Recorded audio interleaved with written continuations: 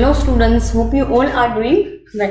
See, previously આપણે તમારું principles of micro economics 1 એનું યુનિટ 3 પ્રોડક્શન એનાલિસિસ જે છે એમાં આપણે પ્રીવિયસ સેશન્સની અંદર law of returns to scale જે છે એ ડિસ્કસ કરતા હતા, જેની અંદર સ્કેલ વિશે વાત કરેલી, જેમાં એક વર્ડ આવેલો ઇકોનોમાઇઝ ઓફ સ્કેલ, બરાબર. સો ફોર દેટ મેં તમને ખાલી એક બેઝ બાંધવા માટે થોડુંક એવું જે છે એ ઇન્ફોર્મેશન આપેલી કે what is the ultimately economies of scale, બરાબર. Now we are going to study that particular concept in depth, બરાબર. એ વસ્તુ જે છે આપણે જોવા જઈ રહ્યા છીએ કે ભાઈ હકીકતમાં ઇકોનોમાઇઝ ઓફ સ્કેલ છે શું અને કેવી રીતે કંપની જે છે એ પર્ટિક્યુલર એ વસ્તુને યુટિલાઇઝ કરતી હોય, બરાબર. સી, ઇકોનોમિક્સની અંદર તમે ઘણા બધા જે છે એ વર્ડ સાંભળો છો, જેમાં એક શબ્દ એ પણ આવે છે ઇકોનોમાઇઝ. ઇકોનોમાઇઝ, ઇકોનોમિક, ઇકોનોમિકલ, આવા ત્રણ શબ્દ છે જેમાં મેં યુઝ્યુઅલી સ્ટુડન્ટ્સ લોકોને કન્ફ્યુઝ થતા જોયેલા છે, બરાબર. Economies, economic and economical. Particular ઇકોનોમિકલની વાત કરીએ તો economical is particularly in the sense of the reasonability of something. કોઈ વસ્તુ જે છે એ હકીકતે કેવા મેનરની અંદર પર્ટિક્યુલરલી હોવી જોઈએ. તો તમે પર્ટિક્યુલર ઇકોનોમિક્સના સેન્સમાં જોવા જાઓ અને ઇકોનોમિકલ સેન્સમાં જોવા જાઓ તો એ રિઝનેબિલિટીના સેન્સમાં આપેલી છે. ઇકોનોમિક, બરાબર. તો ઇકોનોમિક જે છે એ પર્ટિક્યુલર તમને અર્થશાસ્ત્રના સેન્સમાં આપેલું છે કે this is the particular things which is connected with the country's element, with the individual company's element, with the individual itself element, બરાબર. જ્યારે વાત કરીએ છીએ ઇકોનોમાઇઝની, તો ઇકોનોમાઇઝ આ બંને વસ્તુ કરતાં ટોટલી ડિફરન્ટ કન્સેપ્ટ છે. અને તમે અત્યાર સુધી લો ઓફ રિટર્ન્સ ટુ સ્કેલની અંદર એ વસ્તુ જોતા હતા કે ભાઈ કંપનીઝને ઇકોનોમાઇઝ ઓફ સ્કેલ જનરેટ થતું હોય તો ઇન્ક્રીઝિંગ રિટર્ન હોય, ડિસઇકોનોમાઇઝ ઓફ સ્કેલ જનરેટ થાય છે તો ડિમિનાઇઝિંગ રિટર્ન હોય. અને બંને વસ્તુ ઇકોનોમાઇઝ ઓફ સ્કેલ અને ડિસઇકોનોમાઇઝ ઓફ સ્કેલ જે છે એનું બેલેન્સિંગ હોય તો કોન્સ્ટન્ટ રિટર્ન હોય. જેના માટે મેં તમને એક એવો બેઝ બાંધી લીધેલો કે what is the economies of scale, તો કે ભાઈ એવી વસ્તુ કે કંપનીની એવી કમ્પિટન્સી કે ક્ષમતાઓ કે ગુણવત્તાઓ કે જેના લીધે કંપની જે છે એ માર્કેટની અંદર ચાહે એ રીતનું આઉટપુટ જનરેટ કરી શકે, બરાબર. રિટર્ન્સ ટુ સ્કેલ તો ખાલી એટલું જ કહેતો હતો કે તમે ઇન્ક્રીઝ કરો છો કે ડિક્રીઝ કરો છો વેરિયેબલ ફેક્ટર કે ફિક્સ ફેક્ટરની અંદર કે ફેક્ટરના કોમ્બિનેશનની અંદર, તો એની સામે બિહેવિયર કેવો છે ફર્મનો, or how firm is responding to it. જ્યારે ઇકોનોમાઇઝ ઓફ સ્કેલનો કન્સેપ્ટ છે ને એ તમને એ સમજાવે છે કે કઈ કઈ જગ્યાએ કંપની જે છે એ પોતાના માટે કમ્પિટન્સી જે છે એ જનરેટ કરતી હોય ઓર એલ્સ જનરેટ નથી કરતી તો જે એની પાસે વસ્તુઓ છે એમાંથી એ કેવી રીતે જે છે એ આઉટપુટ મેળવી શકે છે અથવા તો ઇન્ક્રીઝિંગ રિટર્નની અંદર કામકાજ કરી શકે છે. ફાઇન. ઇકોનોમાઇઝ ઓફ સ્કેલ જે છે એ ટોટલી એઝ અ હોલ બે પાર્ટની અંદર ડિવાઇડેડ છે, ઇન્ટરનલ ઇકોનોમાઇઝ અને એક્સટર્નલ ઇકોનોમાઇઝ. તમને દરેક વસ્તુ બહુ ઇફેક્ટિવ વેની અંદર હું સમજાવીશ. એઝ વેલ એઝ ઇન્ટરનલ ઇકોનોમાઇઝ જે છે એ કંપનીનું ઇન્ટરનલ એન્વાયરમેન્ટ હોય છે, જ્યારે એક્સટર્નલ ઇકોનોમાઇઝ ઇટસેલ્ફ કંપનીને બહારથી મળતા ફાયદાઓ. એટલે કે હું કોઈ જગ્યાએ ઓપરેટ થાઉં છું, whether I am operating in the local market, in the national market or in the international market, તો મને દરેક જગ્યાએથી મળતા ફાયદા અલગ અલગ હોય, બરાબર. સો એ વસ્તુ ઉપર પણ આપણે વાત કરશું. અધર દેન દેટ ઇન્ટરનલી મારી કંપની કેટલી કેપેબલ છે માર્કેટ પ્રેઝન્સ ક્રિએટ કરવામાં, that is the entire importance of these economies of scale. અને આનાથી જ તમે બેનિફિટ મેળવી શકો છો, બરાબર. વાત કરીએ ઇન્ટરનલ ઇકોનોમાઇઝની તો કંપનીની અંદરની જેટલી કેપેસિટી છે, પછી એ મેનેજમેન્ટની હોય, ટેકનોલોજીની છે, કે કંપની જે છે એ પોતાની એક્ટિવિટી, બરાબર, કે કેવી રીતે એનું બેલેન્સ જે છે એ બનાવી રાખે છે પેયેબલ્સ અને રિસીવેબલ્સ વચ્ચે, એઝ વેલ એઝ ફાઇનાન્સનું મેનેજમેન્ટ કેવી રીતે કરે છે as and when it is needed. Fine. Other than that risk કેવી રીતે લઈ શકવા માટે એબલ છે. આવી દરેક વસ્તુ કે કંપનીની ઇન્ટરનલ જેટલી પણ કમ્પિટન્સીસ છે that is known as the internal economies, બરાબર. એને ઇન્ટરનલ ઇકોનોમાઇઝ કહેવામાં આવે છે. Let's talk about the technical economies. First તમને પોઈન્ટ આપેલો છે આની અંદર ટેકનિકલ ઇકોનોમાઇઝ. ટેકનિકલ ઇકોનોમાઇઝ એટલે સિમ્પલી એ વસ્તુ કે ભાઈ કંપનીની અંદર સી આને છે ને 2 પેરામીટર્સથી જોવામાં આવે છે. એક તો with the size of the company and other thing with the specialisation of the company. 2 point of વ્યૂથી આપણે જોઈ લઈએ. જે કંપની સ્મોલ સ્કેલ હોય, મીડિયમ સ્કેલ છે, એ કંપનીનું ટેકનિકલ ઇકોનોમાઇઝ જો તમે જોવા જાઓ તો પ્રોબેબલી લાર્જ સ્કેલ કરતાં ઓછું હોય. કારણ કે the reason behind this is that કે એ લોકોની ઇન્વેસ્ટમેન્ટ એ વસ્તુની અંદર એ રિસોર્સિસમાં ઇન્વેસ્ટમેન્ટ કરવાની એટલી કેપેસિટી ન હોય, પૈસા ના હોય. તો એ પોઈન્ટ ઓફ વ્યૂથી જોવા જઈએ તો ટેકનિકલ ઇકોનોમિક્સ થોડું ઘણું લાર્જ સ્કેલ કરતાં તમને ઓછું જોવા મળે છે. વાય શું? કારણ કે મારી પાસે એટલે અત્યારે મારું યુનિટ જે છે એ સ્મોલ સ્કેલ યુનિટ છે and I am not capable to acquire those kind of advance technology. મારી કેપેસિટી નથી. બીજી એક વસ્તુ એ છે કે મારી પાસે એ કેપેસિટીને કેરી કરવાનું લેઆઉટ નથી. કારણ કે મશીનરી કાંઈ અડધી આમ બહાર ફળિયામાં ને અડધી આની અંદર બિલ્ડિંગની અંદર હોય એવું તો ન હોય ને, બરાબર. શું જોવાની વસ્તુ એ છે કે એઝ અ સ્મોલ યુનિટ મારી એટલી કેપેસિટી નથી. સો ત્યાં ટેકનિકલ ઇકોનોમાઇઝ ઓછું હોય, બરાબર. No doubt they are also working over the other parts. એ લોકો ભલે એની પાસે ટેકનિકલ ઇકોનોમાઇઝ ન હોય તો એ બીજા પાર્ટ ઉપર વર્ક કરતા હોય, જેમ કે લેબર સ્કિલ, લેબર લઈ આવે. વાત તો જોવા જાવ તો તમારા પ્રોડક્શનને ઇફેક્ટિવ બનાવવાની છે. પછી એ તમે નવી ટેકનિક્સ થ્રુ બનાવો છો કે સ્કિલ લેબર્સ થ્રુ બનાવો છો, that is entirely depend upon your companies decision making part. Fine. So technical economies small સ્કેલની અંદર તમને ઓછું જોવા મળે છે, લાર્જ સ્કેલની અંદર વધારે જોવા મળે, because they do have capacity to invest on that part. એની પાસે એટલા પૈસા છે, એ ઇન્વેસ્ટ કરી શકે એમ છે. અધર દેન દેટ એ લોકોને જે છે એ માર્કેટની અંદરથી ગવર્મેન્ટનો બી સપોર્ટ હોય. એવું નથી સ્મોલ સ્કેલ યુનિટને ન હોય, એમને બી હોય, બટ એની એન્ટાયર કેપેસિટી બી જોવાની હોય ને.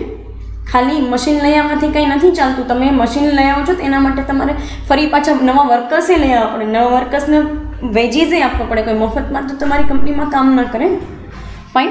સો એ મેનરની અંદર બી વાત કરેલી છે. ધેન સી શું કહે છે બીજો એક પોઈન્ટ ઓફ વ્યૂ, મેં તમને કીધું એમ એક પોઈન્ટ ઓફ વ્યૂ હોય એના સ્કેલ, એ જે કંપની જે છે એ લાર્જ સ્કેલ, સ્મોલ સ્કેલ કે મીડિયમ સ્કેલ છે એના ઉપર, અને બીજું એક હોય સ્પેશિયલાઇઝેશન ઉપર. ઘણી વખત છે ને એવું બનતું હોય કે કંપની પોતાની સાઈડથી જ અલગ અલગ સ્પેશિયલાઇઝ ટેકનિક્સથી જે છે એ જાણતી હોય કે ભાઈ આપણે આ વસ્તુ લઈ આવીએ તો પ્રોડક્શન વધી શકે એમ છે. So that is also the based on the technical specialisation. કંપનીનું પોતાનું સ્પેશિયલાઇઝેશન, એટલે બહારથી તમે કોઈ ટેકનોલોજી નથી લઈ આવતા, તમને ઇનહાઉસ જ આઈડિયા છે કે ભાઈ આવી રીતે વસ્તુઓ બની શકે છે, બરાબર. સો એ પણ એક પોઈન્ટ ઓફ વ્યૂ છે, એનાથી પણ કંપનીને ફાયદો મળી શકે એમ છે. ફાઇન. જે લોકો ઇનિશિયલ લેવલે જે લોકો કંપનીના ઇનિશિયલ લેવલે અથવા તો એન્ટરપ્રિન્યોરશિપ લેવલે હોય ને, કંપની હજુ સ્ટાર્ટ જ કરેલી હોય ને, એ લોકો આવી બધા આઈડિયાઝ ઉપર ફોકસ કરતા હોય છે. ફાઇન. નેક્સ્ટ તમને કીધું છે મેનેજરિયલ ઇકોનોમાઇઝ. બહુ ઇમ્પોર્ટન્ટ છે તમારી કંપનીની અંદર સારા અને ઇન્ટેલેક્ચ્યુઅલ ઇન્ડિવિજ્યુઅલ્સ, બરાબર. બહુ સારા ઇન્ડિવિજ્યુઅલ્સ હોય તો તમારી કંપનીનું મેનેજમેન્ટ સારી રીતે ચાલી શકે છે, બરાબર. હું એવું નથી કહેતી કે તમે ક્યારેય પણ તમે જે છે એ માર્કેટમાંથી તમને દર વખતે સ્કિલ્ડ લેબર જ મળે કે સ્કિલ્ડ લોકો જ મળે, બટ હા, if they do have power to get the things done તો સારું છે ને તમારા માટે. કારણ કે કંપનીનું મેનેજરિયલ ઇકોનોમિક્સ બહુ ઇમ્પોર્ટન્ટ હોય છે. તમે આઈ થિંક અધર સબ્જેક્ટ્સની અંદર બી આ વસ્તુ કદાચ સ્ટડી કરતા હશો કે ભાઈ મેનેજમેન્ટ જે છે એની અંદર ઇમ્પ્રોવાઇઝેશન કે મેનેજમેન્ટ જે છે એની અંદર કોન્સ્ટન્ટ ઇફેક્ટિવનેસ હોવી બહુ જરૂરી છે. વાય શું કામ એ વસ્તુની જરૂરિયાત હોય? કારણ કે આ એક વસ્તુ એવી છે કે જે from the starting to the end તમારા બિઝનેસની અંદર કામકાજ કરતી હોય, બરાબર. જેટલું ઇફેક્ટિવ મેનેજમેન્ટ ને એટલી જ ઇફેક્ટિવ તમારી એક્ટિવિટી. બાકી તો તમને ખબર છે ને મને ખબર છે કે ઘણી બધી કંપનીઝની અંદર કેવી રીતે કામકાજ ચાલતું હોય, જેને તમે પોતે એમ કહેતા હો કે અહીંયા તો લલમલુલ ચાલે છે, ને હા ચાલતું પણ હોય છે, બરાબર. જે કંઈ પણ કમ્યુનિકેશન થતું હોય એમાં ગેપ હોય. અધર દેન દેટ કમ્યુનિકેશનમાં તો ગેપ હોય, આઉટપુટ જનરેશનમાંય ગેપ હોય, બરાબર. કીધેલું કામ ટાઈમે થતું ન હોય. So this is the managerial diseconomies itself. But managerial ઇકોનોમાઇઝની વાત કરીએ તો એ પોઈન્ટ ઓફ વ્યૂથી જોવા જઈએ તો તમારી પાસે એવા ઇન્ડિવિજ્યુઅલ્સ હોય કે જે લોકો ક્વિક ડિસિઝન મેકિંગની અંદર, ઇફેક્ટિવ ડિસિઝન મેકિંગની અંદર બિલીવ કરતા હોય અને એ લોકોને તમને નાની નાની વસ્તુ માટે પૂછવાની જરૂરિયાત ના પડતી હોય, કે જેમ ખબર હોય કે મારે આ સિચ્યુએશનમાં કેમ હેન્ડલિંગ કરવું.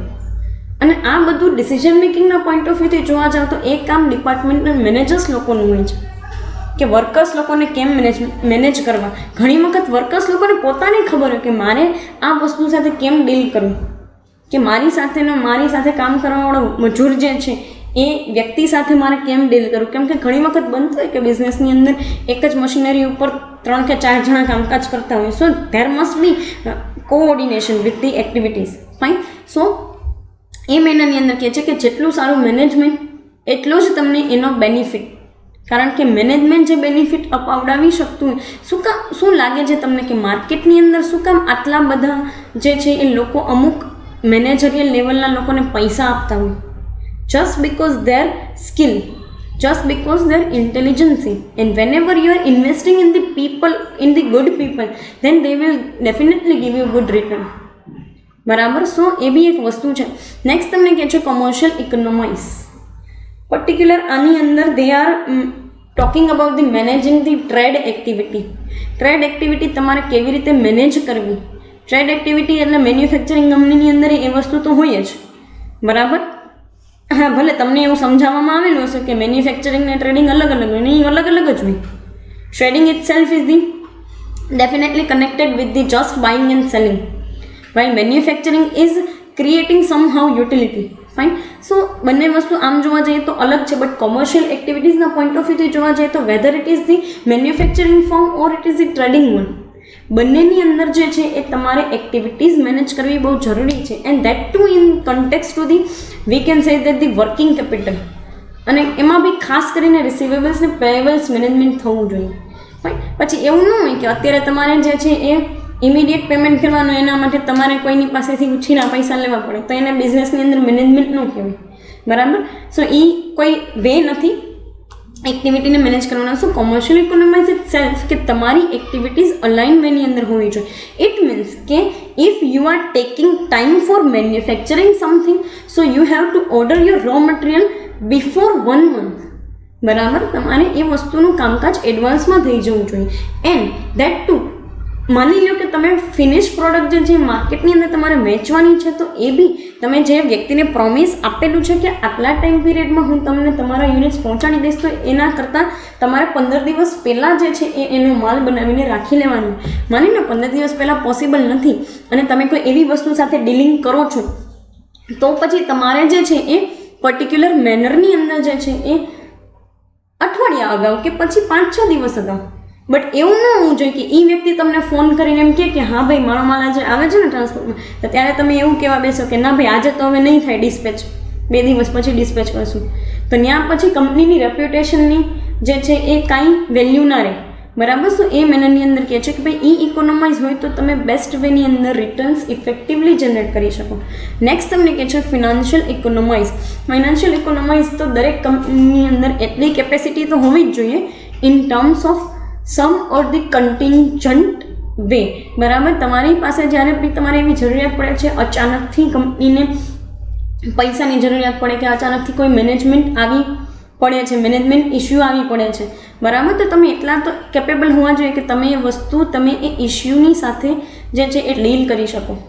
બરાબર. તમારા જો ઘરનો ધંધો હોય so you can ask to your father કે how he is dealing with this kind of situation, this kind of emergency situation.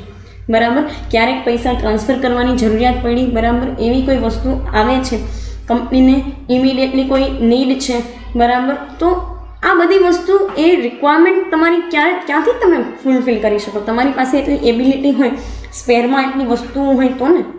Fine. So A capacity ઊભી કરવાની હોય ને, દરેક કંપની એ વસ્તુ ઊભી કરતી જ હોય છે મોર ઓર less.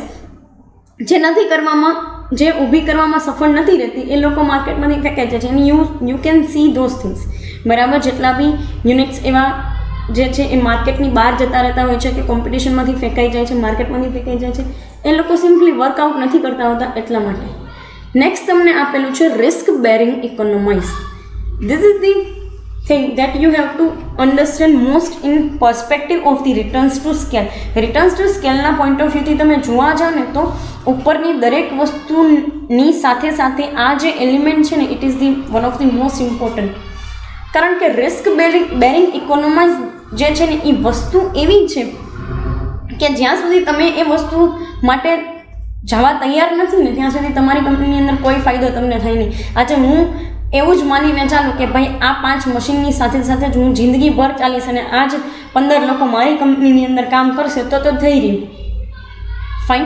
So two gate sum extent, to get the return to some extent, you have to make efforts and you have to take risk on that basis.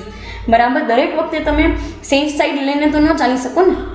અને આ તો બિઝનેસની વાત છે, તો હું તમને એક લાઈફ લેસન તરીકે પણ કહી દઉં છું કે you can not always go for the safe side. બરાબર. હા, you can always go with the plan B, but plan B is also not always the safe side. બરાબર. દરેક વખતે સેફ સાઈડમાં ચાલી ના શકો. બિઝનેસ આવું રિસ્ક બેરિંગ ઇકોનોમાઇઝ કેમ ક્રિએટ કરી શકે? Let's talk about that part. બરાબર. દરેક બિઝનેસની અંદર રિસ્ક વગર કોઈ બિઝનેસ ન થાય. ફાઇન. હવે આવું ઇકોનોમાઇઝ ક્રિએટ કેમ કરવું? That must be the challenge for the business. તો એવું ન હોય કે તમે એક્સેસિવ કેપેસિટીથી કોઈ રિસ્ક બેરિંગ જે છે એને કોઈ રિસ્ક બેર જે છે એ કરી શકો. ના, એમાં એક્સેસિવ કેપેસિટીનો કોઈ હાથ નથી હોતો, નથી એક્સેસિવ રિસોર્સિસ હાયર કરવાનો હાથ હતો. But the thing is that કે even if you got to fail you can alter your plan somewhere down. બરાબર. તમે જે છે એ તમારો પ્લાન જે છે એને અલ્ટર કરી શકો. ઇટ મીન્સ કે if I am let's get some example. See, હું જે છે એ સોપ મેન્યુફેક્ચર કરું છું. બરાબર. મેં માર્કેટની અંદર એક એવી પ્રોડક્ટ લોન્ચ કરી કે જેની અંદર એલોવેરા ટર્મરિકનું કોઈ કોમ્બિનેશન હતું ને માર્કેટની અંદર એવો એક સોપ, બાથિંગ સોપ જે છે એ માર્કેટમાં લોન્ચ કર્યો. થાય છે એવું કે ભાઈ સોપ જે લોકો યુઝ કરે છે એ લોકોનો સાઈડથી એવા રિમાર્ક્સ છે કે ભાઈ ડ્રાય થઈ જાય છે સ્કિન. થાય નહીં, એક્ઝામ્પલ આપું છું. ટર્મરિક એલોવેરા યુઝ કરવાથી ના થાય, બટ એક્ઝામ્પલ આપું છું. સો સ્કિન ડ્રાય થઈ જાય છે ને એવા રિમાર્ક્સ આવે છે. Now in that case you have to alter your product. કારણ કે તમે આવા રિસ્ક તો બિઝનેસની આ તો એક ખાલી એવી નાની એવી વાત કરું છું હું પ્રોડક્ટ બનાવવાની. આમાં તો બિઝનેસની અંદર n નંબર ઓફ રિસ્ક હોય. સો તમારી પાસે એ આઈડિયા હોવો જોઈએ કે બીજી કઈ વસ્તુ નાખવાથી તમે જે છે એ મોઇસ્ચર ક્રિએટ કરી શકો છો તમારી પ્રોડક્ટની અંદર. ફાઇન. સો એવા દરેક પ્લાન, દરેક એવા અલ્ટરનેટ વેઝ તમારી પાસે available. That is the your risk bearing economies. એમાં કોઈ 50 કરોડ એક્સ્ટ્રા પૈસા ન રાખવાનો હોય કે 500 જે છે એ અલગ પ્રકારના વર્કર્સને ન હાયર કરવાનો હોય કે ના તો 50 પ્રકારની અલગ મશીનરી રાખવાની હોય. ફાઇન. એક્સેસિવ કેપેસિટીની અહીંયા બિલકુલ વાત થતી નથી.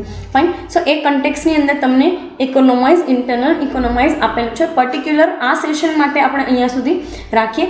કમિંગ સેશનની અંદર આપણે એક્સટર્નલ ઇકોનોમાઇઝ ડિસ્કસ કરશું કે ભાઈ કોઈ પણ બિઝનેસને લોકલ એટલે કે લોકલ ગવર્મેન્ટ સાઇડથી કે પછી સ્ટેટ ગવર્મેન્ટ કે સેન્ટ્રલ ગવર્મેન્ટ સાઇડથી શું પ્રકારના જે છે એ બેનિફિટ મળી શકતા હોય. ફાઇન. સો પર્ટિક્યુલર એ વેઝની અંદર જોશું આપણે એક્સટર્નલ ઇકોનોમાઇઝને એઝ વેલ એઝ ડિસઇકોનોમાઇઝ પણ જે છે એ ડિસ્કસ કરશું કે ક્યારે કોઈ કંપની ડિસઇકોનોમાઇઝ ફેસ કરતી હોય, કારણ કે એ બી એક ભાગ છે ને એ બી એક ફેઝ છે કંપનીનો. ફાઇન. સો એના ઉપર પણ ડિસ્કશન કરશું. પર્ટિક્યુલર આ સેશન માટે અહીંયા સુધી રાખીએ. Thank you so much.